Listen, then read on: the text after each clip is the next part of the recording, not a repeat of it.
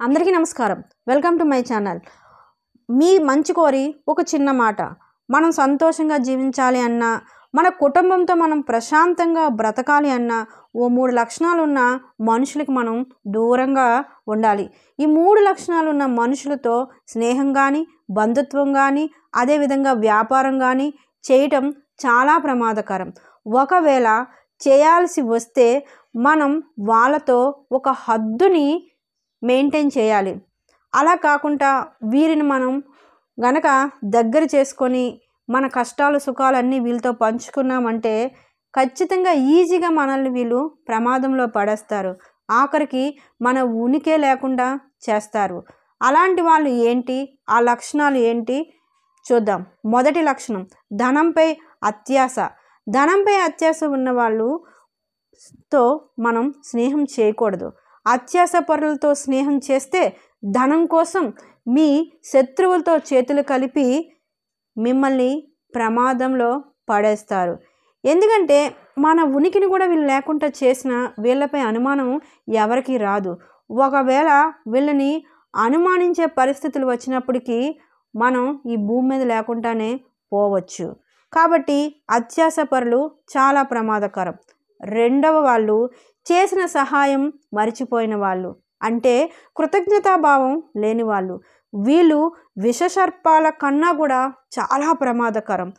ఎప్పుడైనా వీళ్ళు ఆపదలో ఉన్నప్పుడు, ఆర్థికంగా వెనకబడి ఉన్నప్పుడు స్నేహితుడనో లేదంటే తోడబుట్టిన వాడనో చాలామంది అలాంటి వాళ్ళకి సహాయం చేస్తూ ఉంటారు.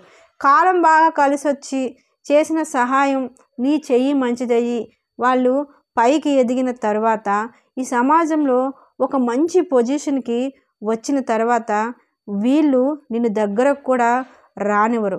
కనీసం కృతజ్ఞతా భావం కూడా వీళ్ళకి ఉండదు. అంతేకాదు తోడబుట్టిన వాళ్ళని వీడు నా తోబుట్టు అని కూడా చెప్పుకోవడానికి ఇష్టపడరు.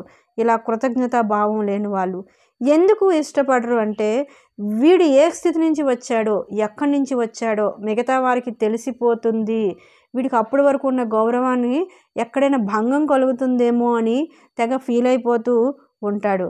అంతేకాదు నీకు ఇలాంటి వాళ్ళకి ఎవరైతే సహాయం చేశారో వాళ్ళు ఆర్థికంగా ఏదైనా ఇబ్బందుల్లో ఉన్నప్పుడు, ఇతరుల సహాయం వాళ్ళకి కావాల్సి వచ్చినప్పుడు వీడికి కనుక ఆ విషయం తెలిస్తే ఆ దరిదాపులు కూడా వెళ్ళడు. ఎందుకంటే వీడు సాయం చేయాల్సి వస్తుందని. అదేవిధంగా కాబట్టి దయచేసి ఈ లక్షణాలు ఉన్న వాళ్ళు మీ తోడబుట్టిన వాళ్ళైనా మీ ప్రాణ స్నేహితులైనా సరే సహాయం చేయకండి. మొహమాటం లేకుండా నా వల్ల కాదు అని చెప్పేయండి. గుడి దగ్గర భిక్షగాడికైనా రూపాయి వేయండి. ఆకలిగా ఉన్న వాళ్ళకి విందు భోజనం పెట్టండి, తప్పులేదు. ఇలాంటి వాళ్ళకి రూపాయి ఇవ్వకండి, ఒక ముద్ద అన్నం కూడా పెట్టకండి. పాముకి పాలు పోయడం, ఇలాంటి వాళ్ళకి సహాయం చేయటం ఒకటే. మూడవ వాళ్ళు శత్రువుగా ఉండి మిత్రుడిగా మారిన వాళ్ళు. అంటే ఏదైనా ఒక క్షణంలో బాగా శత్రుత్వం ఉండి కూడా నీకు మిత్రుడిగా మారిపోయాడు అనుకోండి, ఇలాంటి వాళ్ళతో చాలా జాగ్రత్తగా ఉండాలి. శత్రువు ఎప్పటికీ శత్రువుగానే ఉంటాడు. వాడు ఎంత మంచివాడైనా వాడు ఒకసారి శత్రువు అని భావించాడంటే ఖచ్చితంగా శత్రువుగానే ఉంటాడు. వీళ్ళతో ఎందుకు జాగ్రత్తగా ఉండాలి అంటే వీళ్ళు ఏ ఉద్దేశంతో నీకు మిత్రుడయ్యాడో నీకు తెలియదు. నీ బలహీనతలు తెలుసుకోవడానికి మిత్రుడై ఉండొచ్చు. అదేవిధంగా నువ్వు బిజినెస్లో పాటించే వ్యూహాలు తెలుసుకోవటానికి నీతో స్నేహం చేసి ఉండొచ్చు. నువ్వు ఎవరినైతే ఎక్కువగా ఇష్టపడుతున్నావో, నీ రిలేషన్లో నీకు ఎవరంటే ప్రాణమో తెలుసుకొని నిన్ను దెబ్బ కొట్టడానికి, వాళ్ళని అడ్డం పెట్టుకోవడానికి కూడా వీళ్ళు ప్రయత్నించవచ్చు. ఇలా ఎవరైతే మిత్రులుగా మారుతారో వాళ్ళతో సంబంధాలు పెట్టుకోవడానికి ఎప్పుడూ ప్రయత్నించవద్దు. ఎందుకంటే ఆ సంబంధాలతో వెళ్ళిన వ్యక్తిని అడ్డం పెట్టుకొని నిన్ను ఆర్థికంగా మానసికంగా కృంగతీయడానికి కూడా వీళ్ళు సిద్ధంగా ఉంటారు.